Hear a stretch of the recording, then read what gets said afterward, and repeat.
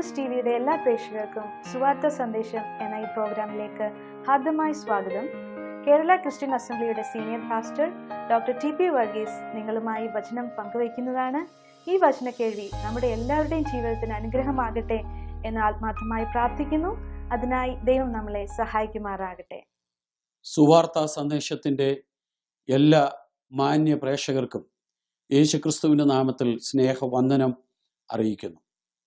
ദൈവത്തിന്റെ വചനം കേൾക്കുവാൻ തക്കവണ്ണം താല്പര്യത്തോടെ കടന്നു വന്നിട്ടുള്ളായിരിക്കുന്ന എല്ലാ പ്രിയപ്പെട്ടവരെയും ഓർത്ത് ദൈവത്തെ സ്തുതിക്കട്ടെ, ദൈവത്തെ മഹത്വപ്പെടുത്തട്ടെ.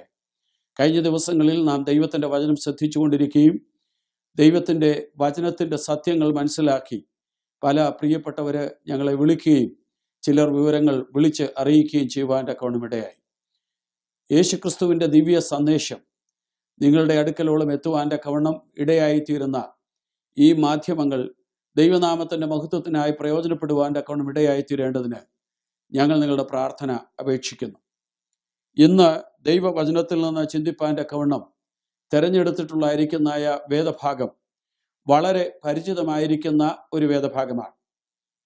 പുതിയ നിയമ പുസ്തകത്തിൽ നിന്നും സുവിശേഷങ്ങൾ എന്ന പേരിൽ അറിയപ്പെടുന്ന ആദ്യത്തെ 4 സുവിശേഷങ്ങളിൽ 4ാമത്തെ സുവിശേഷത്തിൽ നിന്നാണ് ഇന്ന് ഞാൻ നിങ്ങളോട് സംസാരിക്കുന്നത്. ആ സുവിശേഷത്തിന്റെ പേര് യോഹന്നാന്റെ സുവിശേഷം എന്നാണ്. യോഹന്നാന്റെ സുവിശേഷം 2-ാം അധ്യായത്തിന്റെ 1 മുതൽ 12 വരെയുള്ള വാക്യങ്ങളാണ് ഇന്ന് ദൈവവചനം ശുശ്രൂഷിപ്പാൻ തക്കവണ്ണം ആധാരമായി തെരഞ്ഞെടുത്തിട്ടുള്ളത്. ആ വേദഭാഗം ഞാൻ നിങ്ങൾക്കായി വായിക്കുന്നു. 3-ാം നാൾ ഗലീലയിലെ കാനാവിൽ ഒരു കല്യാണമുണ്ടായി. യേശുവിൻ്റെ അമ്മ അവിടെ ഉണ്ടായിരുന്നു. യേശുവിനെയും ശിഷ്യന്മാരെയും കല്യാണത്തിന് ക്ഷണിച്ചിരുന്നു. വീഞ്ഞ് പോരാതെ വരികയാൽ യേശുവിൻ്റെ അമ്മ അവനോട്, അവർക്ക് വീഞ്ഞില്ല എന്ന് പറഞ്ഞു. യേശു അവളോട്, സ്ത്രീയെ, എനിക്കും നിനക്കും തമ്മിൽ എന്ത്? എൻ്റെ നാഴിക ഇതുവരെ വന്നിട്ടില്ല എന്ന് പറഞ്ഞു. അവൻ്റെ അമ്മ ശുശ്രൂഷക്കാരോട്, അവൻ നിങ്ങളോട് എന്തെങ്കിലും കൽപ്പിച്ചാൽ അത് ചെയ്യുവീൻ എന്ന് പറഞ്ഞു. അവിടെ യഹൂദന്മാരുടെ ശുദ്ധീകരണ നിയമം അനുസരിച്ച് 2 or 3 പര വീതം കൊള്ളുന്ന 6 കൽപാത്രം ഉണ്ടായിരുന്നു. യേശു അവരോട്, ഈ കൽപാത്രങ്ങളിൽ വെള്ളം നിറപ്പീൻ എന്ന് പറഞ്ഞു. അവർ വക്കോളവും നിറച്ചു. ഇപ്പോൾ കോരി വിരുന്നുവാഴിക്ക് കൊണ്ടുപോയി കൊടുപ്പീൻ എന്ന് അവൻ പറഞ്ഞു. അവർ കൊണ്ടുപോയി കൊടുത്തു. അത് എവിടെ നിന്ന് എന്ന് വെള്ളം കോരിയ ശുശ്രൂഷക്കാരല്ലാതെ വിരുന്നുവാഴി അറിഞ്ഞില്ല. ദൈവത്തിന്റെ വചനത്തിൽ നാം തുടർന്ന് വായിക്കുന്നത് ഇങ്ങനെയാണ്: വീഞ്ഞായി തീർന്ന വെള്ളം വിരുന്നുവാഴി രുചി നോക്കിയാറെ മണവാളനെ വിളിച്ചു. എല്ലാവരെയും ആദ്യം നല്ല വീഞ്ഞും ലഹരി പിടിച്ച ശേഷം എളുപ്പമായതും കൊടുക്കുമാറുണ്ട്. നീ നല്ല വീഞ്ഞ് ഇതുവരെയും സൂക്ഷിച്ചു വെച്ചുവല്ലോ എന്ന് പറഞ്ഞു. യേശു ഇതിനെ അടയാളങ്ങളുടെ ആരംഭമായി ഗലീലയിലെ കാനാവിൽ വെച്ച് ചെയ്ത് തന്റെ മഹത്വം വെളിപ്പെടുത്തി. അവന്റെ ശിഷ്യന്മാർ അവനിൽ വിശ്വസിച്ചു. അനന്തരം അവനും അവന്റെ അമ്മയും സഹോദരന്മാരും ശിഷ്യന്മാരും കപ്പർന്നഹൂമിലേക്ക് പോയി അവിടെ ഏറെ നാൾ പാർത്തില്ല. ഈ വേദഭാഗത്തിൽ നാം വായിച്ച ദൈവവചനം അനുസരിച്ച് ഇവിടെ രേഖപ്പെടുത്തിയിരിക്കുന്ന പ്രധാനമായിരിക്കുന്ന അത്ഭുതം കാനാവിലെ ഒരു വീട്ടിൽ നടന്ന വിവാഹത്തിൽ യേശു സംബന്ധിക്കുവാൻ തക്കവണ്ണം ഇടയായി തീർന്നു. അവിടെ ഉണ്ടായിരുന്ന അവരുടെ പ്രശ്നത്തിന്റെ പരിഹാരം യേശു നൽകിക്കൊടുക്കുന്ന അത്ഭുതത്തിന്റെ പ്രവൃത്തിയാണ് ഇവിടെ വായിപ്പാൻ തക്കവണ്ണം ഇടയായത്. ദൈവത്തിന്റെ വചനത്തിൽ യോഹന്നാന്റെ സുവിശേഷത്തിൽ ആദ്യം നാം കാണുന്നതായിരിക്കുന്ന ഒരു പ്രത്യേകമായിരിക്കുന്ന അത്ഭുതമാണ് ഇവിടെ വായിച്ചു കേൾക്കുവാൻ തക്കവണ്ണം ഇടയായി തീർന്നത്. ഈ അത്ഭുതത്തെക്കുറിച്ച് നാം പരിശോധിച്ച് നോക്കിയാൽ കാനാവിലെ കല്യാണത്തിൽ യേശു വെള്ളം വീഞ്ഞാക്കി എന്നുള്ള അത്ഭുതമാണ് എന്ന് എല്ലാവരും പറയുന്ന ഈ അത്ഭുതം വളരെ പ്രധാനപ്പെട്ടതായിരിക്കുന്ന ഒരത്ഭുതമായി യേശുവിൻ്റെ ശുശ്രൂഷയിൽ പരിണമിക്കുവാൻ തക്കവണ്ണം ഇടയായി തീർന്നു എന്ന് മനസ്സിലാക്കാം. ആ അത്ഭുതം ലോകം മുഴുവൻ പ്രസിദ്ധമായിരുന്നില്ല. ഇന്നാണെങ്കിൽ ലോകത്തിൽ എവിടെയെല്ലാം ദൈവവചനം വായിക്കുന്നുവോ, ദൈവവചനം പഠിക്കുന്നുവോ, പഠിപ്പിക്കുന്നുവോ അവിടെയെല്ലാം ഈ അത്ഭുതത്തെക്കുറിച്ച് ആളുകൾക്കറിയാം. പക്ഷെ അന്ന് പലസ്തീൻ നാട്ടിലെ ആ കൊച്ചു ഗ്രാമത്തിൽ നടന്ന ഒരു അത്ഭുതമാണ് തിരുവചനത്തിൽ യോഹന്നാൻ രേഖപ്പെടുത്തിയിരിക്കുന്നത് എന്ന് മനസ്സിലാക്കുവാൻ സാധിക്കും. ദൈവത്തിന്റെ വചനം നാം പരിശോധിക്കുമ്പോൾ യേശുവിൻ്റെ ശിഷ്യന്മാർക്കും അതുപോലെ തന്നെ അവിടെ ഉണ്ടായിരുന്നായ പണിക്കാരായിരിക്കുന്നായ ചില ആളുകൾക്കും യേശുവിൻ്റെ അമ്മയ്ക്കും ആ വീട്ടിലെ ഉടമസ്ഥനും വിരുന്നുവാഴിക്കും അതുപോലെ യേശുവിൻ്റെ ആ ശുശ്രൂഷയോടുള്ള ബന്ധത്തിൽ അവിടെ കൂടിയിരുന്ന വിവാഹത്തിന് സംബന്ധിക്കുവാൻ വന്ന ആളുകൾക്കും മാത്രമാണ് ഈ കാര്യം അറിയാവുന്നത് എന്ന് നമുക്ക് ഗ്രഹിപ്പാൻ സാധിക്കും. ഈ അത്ഭുതത്തിൻ്റെതായിരിക്കുന്ന മഹത്വത്തെക്കുറിച്ച് വർണ്ണിക്കുന്നതിനേക്കാൾ ഉപരി ദൈവവചനം നമ്മോട് ഈ അവസരത്തിൽ എന്താണ് പ്രസ്താവിക്കുന്നത് എന്ന് നിങ്ങളെ അറിയിക്കുന്നതിൽ എനിക്ക് വലിയ സന്തോഷമുണ്ട്. യേശുവിൻ്റെ ഈ അത്ഭുതം എന്ന് പറയുന്നത് സകല ജീവന്റെയും ഉടമസ്ഥത, സകലത്തിൻ്റെയും ആധാരം, സകലവും ദൈവത്തിൽ നിന്ന് ഉത്ഭവിക്കുന്നതാണ് എന്നുള്ള വസ്തുത. Jesus is the source of all life. സകല ജീവന്റെയും ഉടമസ്ഥത യേശു ക്രിസ്തുവിലാണ് എന്ന് ഈ അത്ഭുതത്തിലൂടെ നമുക്ക് മനസ്സിലാക്കുവാൻ തക്കവണ്ണം സാധിക്കുന്നുണ്ട്. 4 സുവിശേഷകന്മാരാണ് പുതിയ നിയമത്തിലുള്ളത്: മത്തായി, മർക്കോസ്, ലൂക്കോസ്, യോഹന്നാൻ. ഈ 4 പേരിൽ യോഹന്നാൻ മാത്രമേ ഇതിനെക്കുറിച്ച് പ്രസ്താവിക്കുന്നുള്ളൂ. അങ്ങനെ ഈ അത്ഭുതത്തിന്റെ കാര്യത്തിൽ യോഹന്നാനാണ് ഇവിടെ ഈ കാര്യം വെളിപ്പെടുത്തുവാൻ തക്കവണ്ണം ഇടയായി തീടുന്നത്. ദൈവത്തിന്റെ വചനത്തിൽ നാം വായിക്കുമ്പോൾ ഇതൊരു വലിയ അത്ഭുതമായി കാനാവിൽ അവൻ ചെയ്ത് തൻ്റെ മഹത്വം വെളിപ്പെടുത്തി എന്ന് 11-ാം വാക്യത്തിൽ കൊടുത്തിട്ടുണ്ട്. നാം വായിക്കുന്നത് ഇങ്ങനെയാണ്: യേശു ഇതിനെ അടയാളങ്ങളുടെ ആരംഭമായി. അപ്പോൾ യേശുവിൻ്റെ ശുശ്രൂഷയിൽ നടന്ന ഒരു അടയാളമാണ് നാം ഇവിടെ ഇന്ന് വായിച്ച് കേൾക്കുവാനിടയായത്. ഈ സംഭവം ചിലപ്പോൾ എൻ്റെ കേൾവിക്കാരിൽ മിക്ക ആളുകൾക്കും അറിയാമായിരിക്കാം. വിശുദ്ധ ബൈബിൾ വായിക്കാത്തവർക്ക് ഈ സംഗതിയെക്കുറിച്ച് അറിയാം. കാര്യം അനേക ആളുകൾ തെറ്റിദ്ധരിച്ചോ അല്ലാതെയോ യേശു വെള്ളം വീഞ്ഞാക്കി ആ വീഞ്ഞ് മദ്യമായിരുന്നു എന്നൊക്കെ പറയുന്ന ഒത്തിരി ആളുകളുണ്ട്. ഏറ്റവും വലിയ മഠയത്തരങ്ങളിൽ ഒന്നാണ് വീഞ്ഞിനെ മദ്യത്തോട് ഉപമിക്കുക എന്ന് പറയുന്നത്. യേശു ക്രിസ്തു ഒരിക്കലും മദ്യവുമായിട്ട് യാതൊരു ബന്ധവും ഉണ്ടായിരുന്ന ആളായിരുന്നില്ല. യേശുവിൻ്റെ ജീവിതത്തിന്റെ ആരംഭം മുതൽ അവസാനം വരെ പരിശോധിച്ചു നോക്കിയാൽ തൻ്റെ കാൽവറി ക്രൂശിലെ സമയത്ത് പോലും അങ്ങനെയുള്ളായിരിക്കുന്ന ഒരു സാഹചര്യം ഉണ്ടാകുവാൻ തക്കവണ്ണം ഒരു തരത്തിലും അനുവദിക്കാതെ വേണ്ടാത്ത ഒരു കാര്യവും രുചി നോക്കാത്ത ഒരു വ്യക്തിയായിരുന്നു യേശു എന്ന് മനസ്സിലാക്കുവാൻ കഴിയുന്നു. എന്നാൽ അത് ദൈവത്തിന്റെ വചനത്തിൽ പുതിയ നിയമത്തിൽ നാം പരിശോധിച്ച് നോക്കിയാൽ ആ കാലത്ത് നാം നമ്മുടെ വീടുകളിൽ ജീരകവെള്ളമോ അതുപോലെ കഞ്ഞിവെള്ളമോ അതുപോലുള്ളായിരിക്കുന്ന കരിങ്ങാലി വെള്ളമോ ഒക്കെ കുടിക്കുന്ന പോലെ ആ നാട്ടിൽ ജീവിതത്തിൽ നടക്കുന്ന പ്രത്യേക സന്ദർഭങ്ങളിൽ, ശുശ്രൂഷകളിൽ, വിവാഹ ഉത്സവങ്ങളിൽ, അതുപോലുള്ള ടീ പാർട്ടികളിലൊക്കെ അവിടുത്തെ പ്രധാന സാധാരണ ഡ്രിങ്ക് അല്ലെങ്കിൽ കുടിക്കുന്നതായ സംഗതിയായിരുന്നു അവര് വളർത്തിക്കൊണ്ടുവരുന്ന മുന്തിരിയിൽ നിന്നും എടുക്കുന്ന മുന്തിരിച്ചാർ. അതിനെക്കുറിച്ചാണ് ഇവിടെ പ്രതിപാദിക്കുന്നത് എന്ന് മനസ്സിലാക്കുവാൻ തക്കവണ്ണം സാധിക്കും. ഈ തിരുവചനം നാം പരിശോധിച്ച് നോക്കിയാൽ 3-ാമത്തെ ദിവസം നടക്കുന്ന ഒരു അത്ഭുതമായിട്ട് അതിൻ്റെ 1-ാമത്തെ വാക്യത്തിൽ തന്നെ രേഖപ്പെടുത്തിയിരിക്കുന്നത് നാം എല്ലാവരും വായിക്കുന്നുണ്ട്. 1-ാം വാക്യം ഇങ്ങനെയാണ് വായിക്കുന്നത്: 3-ാം നാൾ ഗലീലയിലെ കാനാവിൽ ഒരു കല്യാണം ഉണ്ടായി, യേശുവിൻ്റെ അമ്മ അവിടെ ഉണ്ടായിരുന്നു എന്ന് നാം വായിക്കുന്നുണ്ട്. അപ്പോൾ 3-ാം നാൾ എന്ന് പറയുന്ന ആ ദിവസമാണ് വിവാഹം നടന്നത്. യഹൂദന്റെ നിയമം അനുസരിച്ച് ശാബത്ത് അല്ലെങ്കിൽ ശനിയാഴ്ച ദിവസമാണ് ആഴ്ചയുടെ അവസാനം. അടുത്ത ദിവസത്തെ ആരംഭം എന്ന് പറയുന്നത് ഞായറാഴ്ചയാണ്. ഞായറാഴ്ച ആഴ്ചവട്ടത്തിന്റെ 1-ാം നാളായി യഹൂദന്മാർ മനസ്സിലാക്കിയിരുന്നു. അങ്ങനെയാണെങ്കിൽ 3-ാം നാൾ എന്ന് പറയുന്നത് ഞായർ, തിങ്കൾ കഴിഞ്ഞുള്ളായിരിക്കുന്ന ചൊവ്വായും കഴിഞ്ഞ് ആ ദിവസങ്ങളിലാണ് 3rd ഡേ എന്ന് പറയുന്ന 3-ാം നാൾ. നിശ്ചയമായും അത് ചൊവ്വാഴ്ച ആയിരിക്കും. ചൊവ്വാഴ്ചയാണോ ഈ സംഗതി നടന്നത് കൃത്യമായി പറയുവാൻ തക്കവണ്ണം നമുക്ക് ഇവിടെ രേഖകളില്ല. അങ്ങനെ സൺഡേ അല്ലെങ്കിൽ ഞായറാഴ്ചയാണ് ഒരാഴ്ച ആരംഭിക്കുന്നതെങ്കിൽ നിശ്ചയമായിട്ടും അത് ചൊവ്വാഴ്ച ആയിരിക്കും. അതോ ഇനിയും 3-ാമത്തെ ദിവസം എന്ന് ഇവിടെ പറഞ്ഞിരിക്കുന്ന ആ സംഗതി യേശുക്രിസ്തു ഫിലിപ്പോസിനെയും നഥനിയേലിനെയും വിളിച്ചതിന് ശേഷമുള്ള ആ ദിവസത്തിന്റെ കാര്യമാണോ എന്നും വ്യക്തമാക്കുവാൻ തക്കവണ്ണം ഇവിടെ നമുക്ക് കഴിയുന്നില്ല. ഏതായിരുന്നാലും 3-ാം നാൾ എന്നുള്ളായിരിക്കുന്ന പ്രസ്താവനയിൽ ഇത് രണ്ടിൽ ഏതെങ്കിലും ഒന്നാകാം എന്ന് മനസ്സിലാക്കാം. കാന എന്ന് പറയുന്നതായിരിക്കുന്ന ഈ കൊച്ചു ഗ്രാമം അത് നസറേത്തിലുള്ളായിരിക്കുന്ന ഒരു ഗ്രാമമായിരുന്നു എന്ന് നമുക്ക് ഭൂമിശാസ്ത്രപരമായി ഗ്രഹിപ്പാൻ തക്കവണ്ണം സാധിക്കും.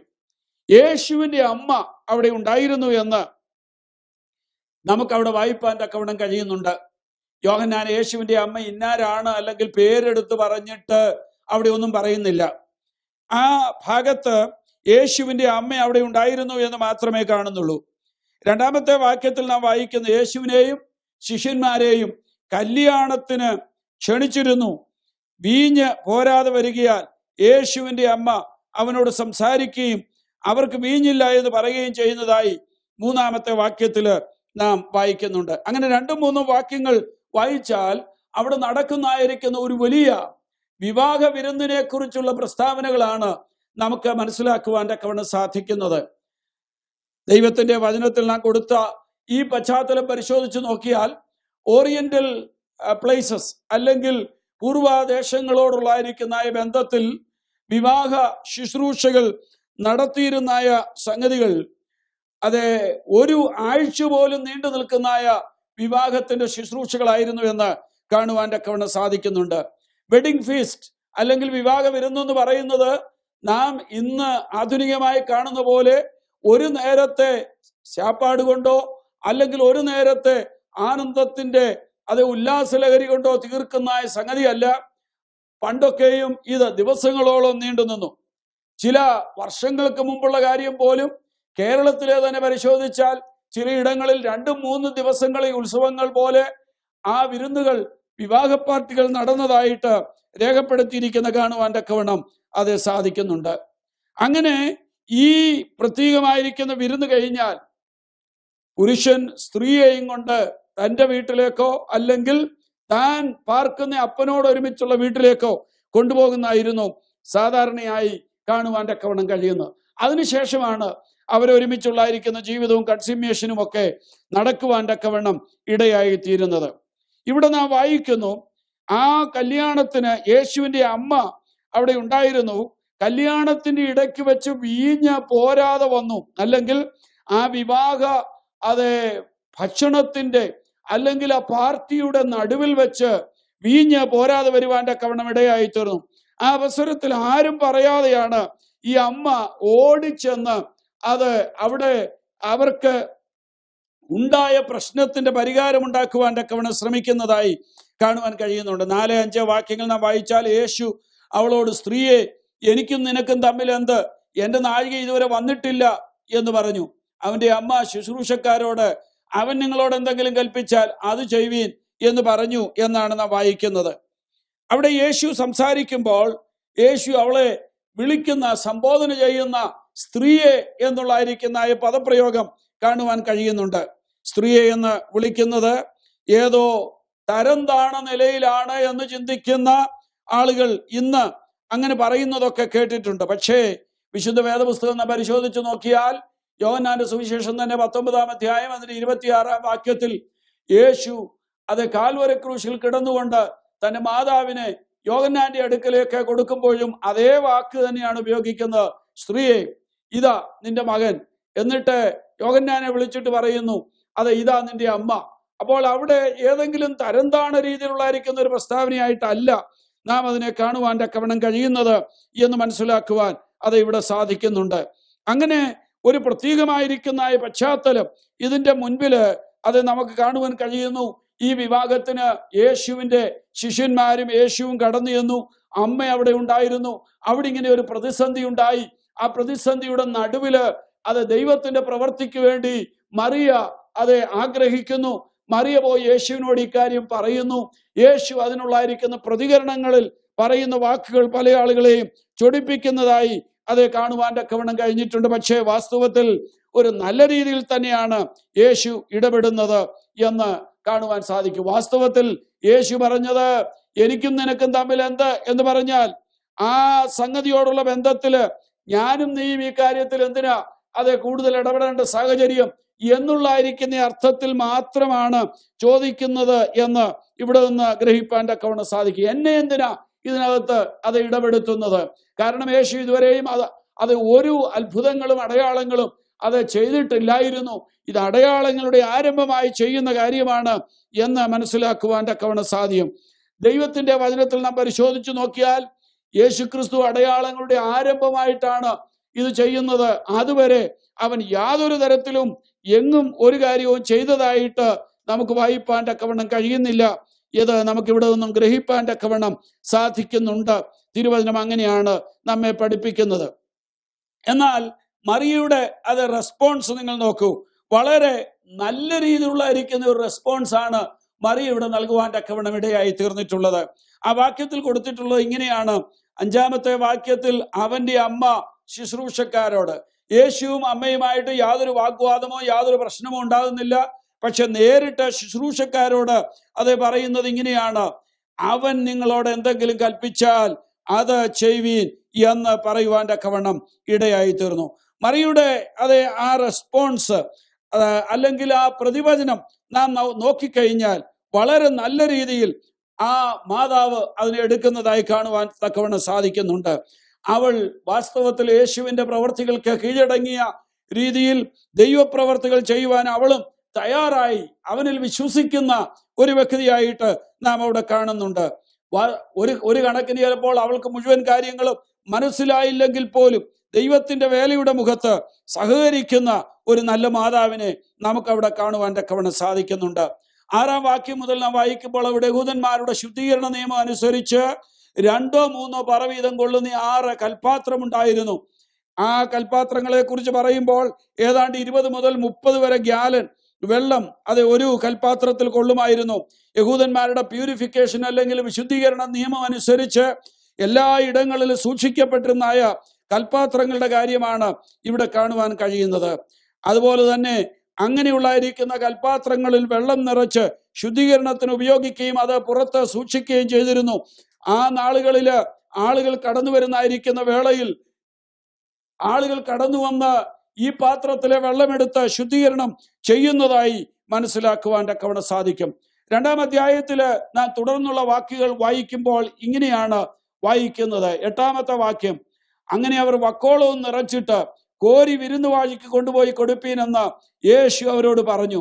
അവർ കൊണ്ടുപോയി കൊടുത്തു. അതെവിടെ നിന്ന് എന്ന് വെള്ളം കോരിയ ശുശ്രൂഷക്കാരല്ലാതെ വിരുന്നുവാഴി അറിഞ്ഞില്ല. വീഞ്ഞായി തീർന്ന വെള്ളം വിരുന്നുവാഴി രുചി നോക്കിയാറെ മണവാളിനെ വിളിച്ചിട്ട് പറഞ്ഞു, എല്ലാവരും ആദ്യം നല്ല വീഞ്ഞും ലഹരി പിടിച്ച ശേഷം ഇളപ്പമായതും കൊടുക്കുമാറുണ്ട്. നീ നല്ല വീഞ്ഞ് ഇതുവരെ സൂക്ഷിച്ചു വെച്ചുവല്ലോ എന്ന് പറഞ്ഞു എന്ന് വായിക്കുന്നുണ്ട്. ദൈവത്തിന്റെ വചനത്തിൽ നോക്കിയാൽ യേശുക്രിസ്തുവിന്റെ ഒരു ദൈവിക അധികാരം വെളിപ്പെടുത്തുന്ന സമയമായിരുന്നു അത് എന്ന് മനസ്സിലാക്കുവാൻ കഴിയുന്നുണ്ട്. ആ വിരുന്നുവാഴി അല്ലെങ്കിൽ അതിന്റെ ചുമതല വഹിച്ചിരുന്ന ആള് ഇത് കണ്ടിട്ട് അത് രുചി നോക്കിയിട്ട് പറയുകയാണ്, ദിസ് ഈസ് ദ ബെസ്റ്റ്, ഇതാണ് ഇതുവരെ കൊടുത്തതിനേക്കാൾ നല്ലത് എന്ന് പറയുവാൻ തക്കവണ്ണം ഇടയായി തീർന്നു. അവനറിയത്തില്ല എവിടുന്നാ ഇത് കോരിയതെന്ന്, അവനറിയത്തില്ല ഇതെങ്ങനെ ഉണ്ടായതെന്ന്, ഈ പുതിയ വീഞ്ഞിന്റെ ഉടമസ്ഥത എങ്ങനെയാണ് അത് വരുവാൻ തക്കവണ്ണം ഇടയായത് എന്ന് അത് അറിഞ്ഞില്ല. പക്ഷേ രുചി നോക്കിയപ്പോൾ ഏറ്റവും നല്ലത് അതിനകത്തൊന്നും ഉണ്ടാകുവാൻ തക്കവണ്ണം ഇടയായി എന്ന് കാണുവാൻ സാധിക്കുന്നുണ്ട്. ആ സമയത്ത് തന്റെ പ്രതിവചനം ഇങ്ങനെയായിരുന്നു. ആദ്യമൊക്കെ വിരുന്നിന് ഏറ്റവും നല്ലത് കൊടുക്കും. കുറെ കൂടെ കഴിയുമ്പോൾ ആളുകൾ കൂടി വരുമ്പോൾ സാധനം തീർന്നു വരുമ്പോൾ അതിന്റെ ക്വാളിറ്റി കുറയാറുണ്ട്. പക്ഷെ ഇവിടെ അങ്ങനെയല്ല സംഭവിച്ചത്. അവസാനമായപ്പോഴേക്കും വളരെ നല്ലത് കൊടുക്കുവാൻ തക്കവണ്ണം ഇടയായി തീർന്നു എന്ന് പറയുവാൻ അത് സാധിച്ചു. ഒരു കാര്യം വളരെ വ്യത്യാസമായി നാം ഇവിടെ മനസ്സിലാക്കണം. അത് മറ്റൊന്നുമല്ല, ലോകമുണ്ടാക്കുന്നതിനേക്കാൾ ഏറ്റവും നല്ലത് നൽകുവാൻ തക്കവണ്ണം കഴിയുന്ന ഒരാളുണ്ടെങ്കിൽ അത് യേശുക്രിസ്തു മാത്രമാണ്. യേശുവിന് മാത്രമേ ജീവിതങ്ങളുടെ മേലുള്ളായിരിക്കുന്നതായ എല്ലാ വിഷയങ്ങളിന്മേലും അനുവാദമുള്ളൂ എന്ന് നമുക്ക് ഇവിടെ നിന്ന് മനസ്സിലാക്കാം. ചെറിയ കാര്യമായാലും വലിയ കാര്യമായാലും, ആ കുടുംബത്തിന്റെ കാര്യമായിരുന്നാലും, ഇവിടെ ഭക്ഷിക്കുന്ന ആളുകളായിരുന്നാലും, അതുപോലെ തന്നെ അത് പാനം ചെയ്യുന്ന ആളുകളായിരുന്നാലും, അവരുടെ എല്ലാവരുടെ ജീവിതത്തിൽ അവർ മനസ്സിലാക്കി കഴിഞ്ഞ മിനിറ്റ് വരെ ഉണ്ടായിരുന്നതിൽ നിന്ന് വ്യത്യാസമായി ഇവിടെ ചിലത് പുതുതാകുവാൻ തക്കവണ്ണം ഇടയായി. എന്താ ഇതിന്റെ രഹസ്യം? ഈ സമയത്ത് എന്നെ ശ്രദ്ധിക്കുന്ന എൻ്റെ പ്രിയപ്പെട്ടവരോട് ഞാൻ അതിന് മറുപടി പറയട്ടെ. വിശുദ്ധ ബൈബിൾ അതിന് കൃത്യമായ മറുപടി തരുന്നുണ്ട്. ആ കൃത്യമായ മറുപടി രേഖപ്പെടുത്തിയിരിക്കുന്നത് ഇങ്ങനെയാണ്. 2 കൊരിന്ത്യർ ലേഖനം 5-ാം അധ്യായം 17-ാം വാക്യത്തിൽ, ഒരുവൻ ക്രിസ്തുവിലായാൽ അവൻ പുതിയ സൃഷ്ടിയാകുന്നു, പഴയത് കഴിഞ്ഞുപോയി, ഇതാ സകലവും പുതുതായി തീർന്നിരിക്കുന്നു. പഴയതിനെ മാറ്റി പുതിയതിനെ കൊണ്ടുവരുവാൻ തക്കവണ്ണം കഴിവുള്ള ഒരുവനുണ്ടെങ്കിൽ അത് യേശു മാത്രമാണ്. അതുകൊണ്ടാണ് നമുക്കിവിടെ വായിപ്പാൻ തക്കവണ്ണം കഴിയുന്നത്. സകലവും പഴയതെല്ലാം മാറിയിട്ട് പുതിയതിലേക്ക് കടക്കുവാൻ. ഇതാണ് ഇവിടുത്തെ പ്രത്യേകത. നമുക്കിന്ന് അത് കേൾക്കുവാനും മനസ്സിലാക്കുവാനും കഴിയുന്നത്. ജീവിതം ഏതെല്ലാം രീതിയിൽ അധപ്പതിച്ചതാണെങ്കിലും ജീവിതത്തിൻ്റെതായിരിക്കുന്ന വേളകളിൽ സംഭവിച്ച പരാജയങ്ങളുടെ നടുവില് വേദനയിലും ഭാരത്തിലും കഴിയുന്ന വ്യക്തിയായിരിക്കാം എന്നെ ഈ അവസരത്തിൽ ശ്രദ്ധിക്കുകയും അത് കാണുകയും ചെയ്യുന്നത്. ഞാൻ നിങ്ങളോടൊരു കാര്യം പറയട്ടെ.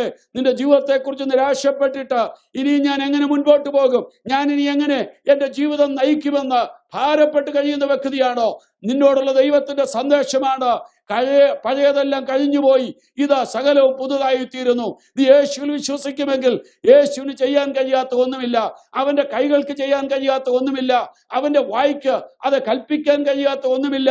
കാരണം മറ്റൊന്നുമല്ല, അവൻ ജീവിക്കുന്ന ദൈവമാണ്. ലോകത്തിലെ അനേക ആളുകൾക്ക് ചെയ്യാൻ കഴിയാത്തത് എന്റെ യേശുവിന് ചെയ്യുവാൻ തക്കവണ്ണം കഴിയുന്നു.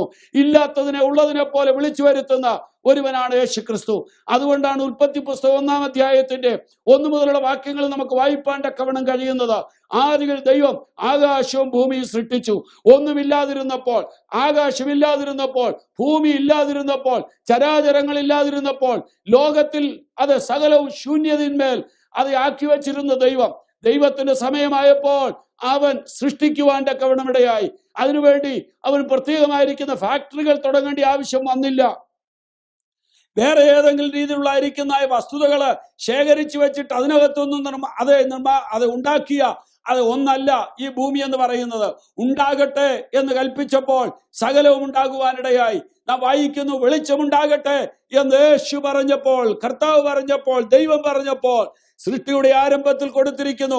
വെളിച്ചമുണ്ടാകുവാൻ തക്കവണ്ണമിടയായി. ജീവിതത്തിന്റെ അന്ധകാരത്തിന് നടുവില് തപ്പിത്തടയുന്ന, അത് എങ്ങനെ മുമ്പോട്ട് പോകുമെന്നറിയാതെ ഭാരപ്പെടുന്ന ജീവിത ക്ലേശങ്ങളുടെ നടുവില് അലഞ്ഞുഴലുന്ന, രോഗത്തിന് നടുവില് സൗഖ്യമില്ലാതെ ഭാരപ്പെടുന്ന, അത് കഴിഞ്ഞ ചില ദിവസങ്ങളിലായി ജീവിതത്തിൽ അനുഭവിച്ചു കൊണ്ടിരിക്കുന്ന സാമ്പത്തിക ബുദ്ധിമുട്ടുകളുടെ നടുവില്, അത് വളരെ വൈഷമ്യങ്ങളുടെ നടുവിൽ പരിഹാരം കാണുവാൻ കഴിയാതിരിക്കുമ്പോൾ ഇന്ന് വൈകുവേളയിൽ യേശുവിന് നിന്നോട് പറയുവാൻ ഒരു കാര്യമുണ്ട്.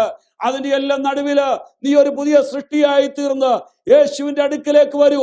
നിന്റെ പ്രശ്നങ്ങളെ മാറ്റി നിന്റെ ജീവിതത്തിൽ എവിടെയാണ് വിടുതൽ ആവശ്യമുള്ളത്, ആ വിടുതൽ തരുവാൻ തക്കവണ്ണം യേശു അത് ഈ സമയത്ത് നിന്നോട് സംസാരിച്ചു കൊണ്ടിരിക്കുകയാണ്.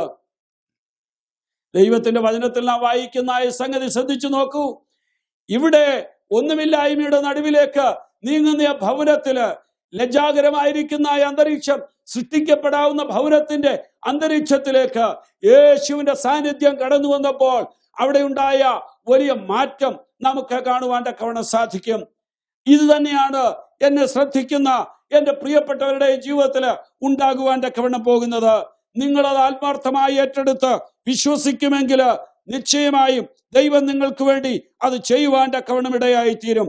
11-ാം വാക്യം നാം വായിക്കുന്ന, യേശു ഇതിനെ അടയാളങ്ങളുടെ ആരംഭമായി ചെയ്ത് തന്റെ മഹത്വം വെളിപ്പെടുത്തി.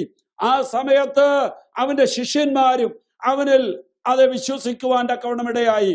ദൈവത്തിന്റെ മഹത്വം വെളിപ്പെട്ട് കണ്ടപ്പോൾ ശിഷ്യന്മാര് നേരത്തെ വിശ്വസിച്ചിരുന്നതിനേക്കാൾ കൂടുതൽ അവനിൽ വിശ്വസിക്കുവാൻ തക്കവണ്ണം ഇടയായി. എന്നെ കേൾക്കുന്ന കാണുന്ന എന്റെ പ്രേക്ഷകരിലോട് എനിക്ക് പറയുവാനുള്ളത്, നിങ്ങൾ ചിലപ്പോൾ ഒരുപാട് കാര്യങ്ങൾ കേട്ട് കാണും, ഒരുപാട് കാര്യങ്ങൾ കണ്ടു കാണും. പക്ഷേ നിങ്ങൾ ഇന്നുവരെ കണ്ടിട്ടുള്ളതിനേക്കാൾ കൂടുതൽ കാണുവാൻ ദൈവം നിങ്ങൾക്കിടയാക്കുന്ന ഒരു അനുഗ്രഹിക്കപ്പെട്ട സമയമാണ് ഇന്ന് ദൈവം നിങ്ങൾക്ക് തരുവാൻ ഇടയായി തീർന്നത്. എത്രമാത്രം അതെ ശൂന്യതയുടെ നടുവിൽ നിന്നും എന്തിനേയും വിളിച്ചു വരുത്തുവാൻ കഴിവുള്ളവനായിരിക്കുന്ന ദൈവം, ആ ദൈവം നമ്മോട് സംസാരിക്കുന്ന സമയം നമ്മെ തന്നെ ദൈവകരങ്ങളിൽ സമർപ്പിച്ചു കൊടുത്താൽ നമ്മുടെ ജീവിതം ധന്യമാകുവാൻ തക്കവണ്ണം ഇടയായി തീരും. ഇന്ന് വൈകുവേളയിൽ അല്ലെങ്കിൽ രാവിലെ സമയത്ത് എന്നെ കേൾക്കുന്ന നിങ്ങളിൽ ചിലർക്ക് വളരെ ഭാരങ്ങളുമായി മുൻപോട്ട് പോകുന്നതായിരിക്കുന്ന ഈ ദിനങ്ങളായിരിക്കാം. പ്രത്യേക ചില വിഷയങ്ങളുടെ നടുവില് ഭാരപ്പെട്ട് മനസ്സ് കലങ്ങി മുൻപോട്ട് പോകുന്നവരായിരിക്കാം. രോഗത്തിന് നടുവില് എങ്ങും ആശ്രയമില്ലാതെ, അതെ ഡോക്ടർമാര് പോലും നിങ്ങൾക്കൊരു ആശ തരുവാൻ കഴിയാത്ത സ്ഥിതിയുടെ നടുവിലായിരിക്കാം. ഇന്ന് ദൈവം നിങ്ങളോട് സംസാരിക്കുവാൻ ആഗ്രഹിക്കുകയും ദൈവത്തിന്റെ ശബ്ദം നിങ്ങളെ കേൾപ്പിക്കുകയും ചെയ്യുന്ന മനോഹരമായിരിക്കുന്ന ഈ സമയത്ത് നിങ്ങളുടെ ജീവിതത്തെ യേശുവിനായി സമർപ്പിച്ചു കൊടുക്കുമോ? നിങ്ങളായിരിക്കുന്ന സ്ഥാനത്ത് അത് ദൈവത്തോട് നിങ്ങൾ പ്രാർത്ഥിക്കുമോ? നിന്നെ വിടുവിക്കുവാൻ കഴിയുന്ന, നിങ്ങളെ സഹായിപ്പാൻ കഴിയുന്ന, നിങ്ങളുടെ പ്രശ്നങ്ങൾ കൈകാര്യം ചെയ്യുവാൻ കഴിയുന്ന യേശുവിന്റെ അടുക്കലേക്ക് നിങ്ങളുടെ ജീവിതം കടന്നു വരുവാൻ തക്കവണ്ണം ഇടയായി തീരട്ടെ. അങ്ങനെ നിങ്ങൾ ഏൽപ്പിച്ചു കൊടുക്കുമെങ്കിൽ ഇവിടെ നാം കണ്ടതുപോലെ നിശ്ചയമായും അത് ഒരു വലിയ അത്ഭുതം നിങ്ങളുടെ ജീവിതത്തിൽ നടക്കുവാൻ ഇടയായി തീരും. പ്രശ്നങ്ങൾക്ക് പരിഹാരമുണ്ടാകുവാൻ ഇടയായി തീരും. പുതിയതായി വിവാഹം കഴിച്ച് മുൻപോട്ട് കടന്നു വരുന്നതായിരിക്കുന്ന ഈ കാനാവിലെ കുടുംബത്തിലെ കപ്പിളിന് അല്ലെങ്കിൽ ദമ്പതിമാർക്ക് ജീവിതത്തിൽ യേശുവിനെ അനുഭവിക്കുവാൻ കഴിഞ്ഞു എന്നുള്ളത് ഒരു വലിയ, അത് സന്തോഷകരമായ വസ്തുതയാണ്. എന്നെ കേൾക്കുന്നവരിൽ ചിലപ്പോൾ പുതുതായി കുടുംബജീവിതം ആരംഭിച്ചവർ കാണുമായിരിക്കാം. വൈഷമ്യങ്ങളുടെ നടുവില് എന്തു ചെയ്യണമെന്നറിയാതെ ഭാരപ്പെടുന്നവര് എന്നെ കേൾക്കുന്നുണ്ടായിരിക്കാം. ഞാൻ നിങ്ങളോട് പറയട്ടെ, നിങ്ങളുടെ ജീവിതത്തിന്റെ നാഥനായി, നിങ്ങളുടെ ജീവിതത്തിന്റെ കർത്താവായി, നിങ്ങളുടെ ജീവിതത്തിൽ നിങ്ങളെ നയിക്കുവാൻ കഴിയുന്ന നായകനായി ജീവിതത്തിലേക്ക് കടന്നു വരുവാൻ യേശു ആഗ്രഹിക്കുന്നു. അതിനുവേണ്ടി നിങ്ങളുടെ ജീവിതത്തെ നിങ്ങൾ സമർപ്പിച്ചു കൊടുക്കുമോ? നിങ്ങൾ അതിനുവേണ്ടി ഏൽപ്പിച്ചു കൊടുക്കുമെങ്കിൽ ഈ സമയത്ത് എന്നോട് ഒരുമിച്ച് നിങ്ങൾ ഒരു തീരുമാനം അത് എടുക്കുവാനിടയായി തീരുമോ? ഞാൻ നിങ്ങൾക്ക് വേണ്ടി പ്രാർത്ഥിക്കുമ്പോൾ ദൈവത്തിന്റെ സന്നിധിയിൽ നിന്ന് കേട്ട വചനം നിങ്ങളുടെ ജീവിതത്തിൽ നിങ്ങൾ യാഥാർത്ഥ്യമായി അംഗീകരിച്ച് ഹൃദയത്തിൽ യേശുവിനെ രക്ഷകനായി, കർത്താവായി, നിങ്ങളുടെ വിടുവിപ്പുകാരനായി, വീണ്ടെടുപ്പുകാരനായി അംഗീകരിച്ച് ഒരു നിമിഷം നിങ്ങൾ ദൈവത്തോട് പ്രാർത്ഥിക്കുമെങ്കിൽ അതിന്റെ നടുവിൽ സ്വർഗത്തിലെ ദൈവത്തിന്റെ കരം നിങ്ങൾക്ക് വേണ്ടി വെളിപ്പെടുവാനും നിങ്ങളുടെ ജീവിതം അനുഗ്രഹിക്കപ്പെടുവാനും ഇടയാകും. അതിന് നിങ്ങൾ തയ്യാറാണെങ്കിൽ ദയവായി തലകൾ ദൈവസന്നിധിയിൽ ദൈവത്തോടുള്ള ഭക്തിയിൽ വണങ്ങിക്കൊണ്ട് കണ്ണുകൾ അടച്ച് നിങ്ങളുടെ ഹൃദയം കൊണ്ട് യേശുനാഥനെ ധ്യാനിച്ച് നിങ്ങൾക്ക് ഈ അവസരത്തിൽ പ്രാർത്ഥിക്കാം. ഞാൻ നിങ്ങൾക്ക് വേണ്ടി പ്രാർത്ഥിക്കുവാൻ പോകുകയാണ്. ഞങ്ങളെ സ്നേഹിക്കുന്ന ഞങ്ങളുടെ കർത്താവേ, ഈ മനോഹരമായ വൈകിവേളയില് ഞങ്ങളുടെ കേൾവിക്കാരായ, കാഴ്ചക്കാരായ ഈ വാത്സല്യ സഹോദരങ്ങളുമായി ഞങ്ങൾ അങ്ങയുടെ സന്നിധിയിലേക്ക് കടന്നു വരുന്നു. ജീവിതത്തിൽ നിർണായകമായ നിമിഷങ്ങളിലേക്ക് അവിടുന്ന് ഞങ്ങളെ കൊണ്ടുവന്നതിനായി സ്തോത്രം. വളരെയധികം ഭാരങ്ങളുടെയും വേദനകളുടെയും നടുവില് മുൻപോട്ട് പോകുവാൻ കഴിയാത്തവരും ജീവിതത്തിന്റെ ഏറ്റവും പ്രയാസമേറിയ ഘട്ടത്തില് എത്തിച്ചേർന്നവരും, രോഗികളോ ക്ഷീണിതരോ ആയ പ്രിയപ്പെട്ടവരും, സമാധാനവും സന്തോഷം അറിയാത്തവരും ഞങ്ങളെ ശ്രദ്ധിച്ചു കൊണ്ടിരിക്കുന്നതായ ഈ വേളയിൽ അവരുടെ ഹൃദയം തുറന്ന് അവിടുന്ന് അവരുടെ അകത്തെ കടന്നു ചെല്ലുവാൻ അവർ ക്ഷണിക്കേണ്ടതിനും ക്ഷണിക്കുമ്പോൾ അവിടുന്ന് കടന്നു ചെല്ലേണ്ടതിനും ഒരുക്കിക്കൊടുത്ത ഈ സമയത്തിനായി സ്തോത്രം. യേശുവിന്റെ ദിവ്യ സ്നേഹം അവരെ കടന്നു ചെന്ന് സ്നേഹിക്കണമേ. അങ്ങ് അവരെ കൈക്കൊള്ളണമേ. അവരുടെ ജീവിതം ഇന്നു മുതൽ ധന്യമായി മുൻപോട്ട് പോകുവാൻ ദൈവം വഴികൾ ഒരുക്കണം. അവിടുന്ന് ഞങ്ങളുടെ പ്രാർത്ഥന കേൾക്കുന്നതിനായി സ്തോത്രം. യേശുവിന്റെ നാമത്തിൽ തന്നെ ആമേൻ. ഇതുവരെ ഞങ്ങളെ ശ്രദ്ധിച്ചുകൊണ്ടിരുന്ന എല്ലാ പ്രേക്ഷകർക്കും ടൊറന്റോയിലെ കേരള ക്രിസ്ത്യൻ അസംബ്ലിയുടെ ദൈവനാമത്തിലുള്ള നന്ദി അറിയിക്കുന്നു. നിങ്ങളുടെ അഭിപ്രായങ്ങളും നിർദ്ദേശങ്ങളും ഞങ്ങൾക്ക് വിലപ്പെട്ടതാണ്. താഴെ സ്ക്രീനിൽ കാണുന്ന നമ്പറിലോ ഇമെയിൽ അഡ്രസ്സിലോ ഞങ്ങളുമായി ബന്ധപ്പെടുക. നോർത്ത് അമേരിക്കയിലുള്ള ഞങ്ങളുടെ പ്രേക്ഷകർക്കായി എല്ലാ തിങ്കളാഴ്ചയും രാത്രി 10 മണിക്കും ഇന്ത്യയിലുള്ള പ്രേക്ഷകർക്കായി എല്ലാ ചൊവ്വാഴ്ചയും രാവിലെ 7:30 വീണ്ടും ഈ സന്ദേശം ലഭ്യമാകുന്നതാണ്. അടുത്ത ആഴ്ച ഇതേ സമയം വീണ്ടും കാണുന്നത് വരെ ദൈവമായ കർത്താവ് നമ്മളെ എല്ലാവരെയും ദൈവത്തിന്റെ ചിറകിടയിൽ കാക്കുമാറാകട്ടെ. God bless U.